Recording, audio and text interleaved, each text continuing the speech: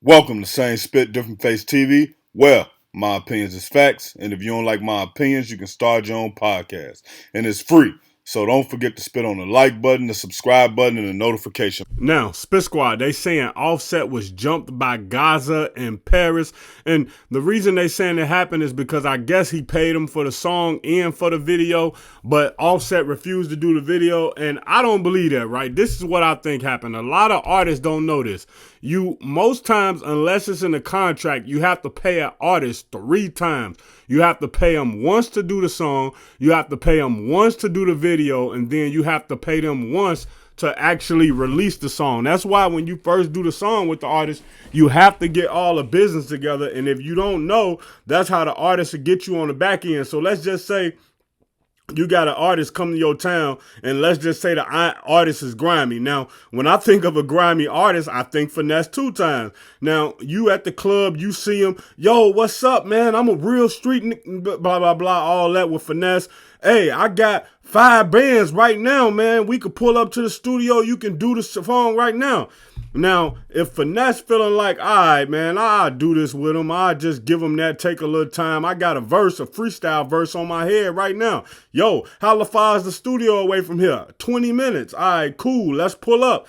Finesse might go there, him and his people. He might lay a verse he already did. He might lay some ad-libs on it. He not finna double stack it or none of that. All right, do what you got to do with this, bro. All right, I appreciate it, bro. Yeah, you already know. And then Finesse leave the studio. The guy starts to drop the song, and Finesse 2 times tell the guy, hey, bro, you owe me $5,000 more, or you owe me $10,000, or you owe me $20,000 to release the song. And most artists don't know that. I know an artist out of Chicago, and I'm not going to say his name. I'm not going to even say the artist he did a song with, but he ended up doing a song with an artist. I think he gave the artist $10,000.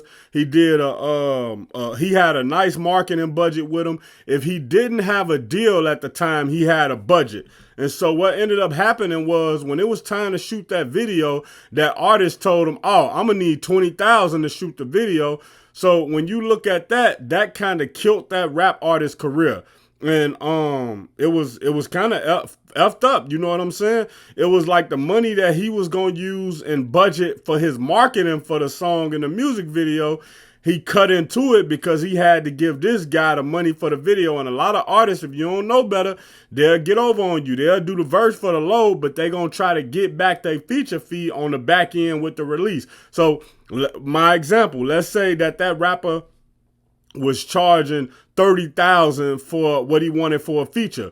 Well, he gonna say, yeah, I do the verse for $10,000, but then when it come time to do the video, he gonna tell you he need $20,000. Now he just got the 30 bands he normally charge for a feature. But artists who do work like that, who not forthcoming, they never last long because they burn their bridges. And one thing you have to remember about on your way up is that on your way down, you want to make sure that you have alliances in order to stay around. So just imagine if that artist would have did right by that Chicago artist. Now, that Chicago artist was finna be on a label. That music video was going to take him through the roof. The song did good, but it didn't do as good as it would have if he wouldn't have had to pay that $20,000 for the video, right?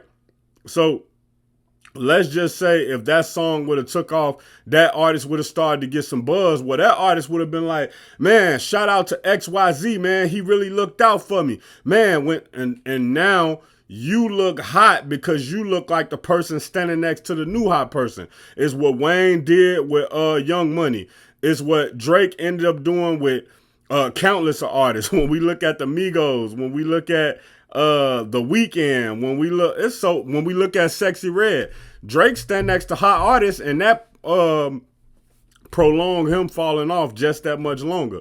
I think one of the problems is Drake haven't stood next to a really hot artist in a long time to the point to where he can get that praise and get part of their fan base, and they can get part of his cosign. But anyway, man, Offset, he was jumped in Paris, and in my opinion, he wasn't really jumped because he was inside of the truck, and some of his people were getting jumped on. Offset was like, no, you got to let me out so I can help my people. Now, security, they paid to be there and your homies may be with you, but security only there to protect you. So security basically trying to get Offset inside of the hotel, trying to get him out of harm's way, trying to keep him alive. And one thing you got to understand is security, if you down security watch, not only do they lose that check that you giving them, but they also don't have the opportunity to maybe get any more high priced clients, because they're going to be like, well, if you let Offset get jumped, or if you let Offset get hurt, or if you let Offset get killed, why would I hire you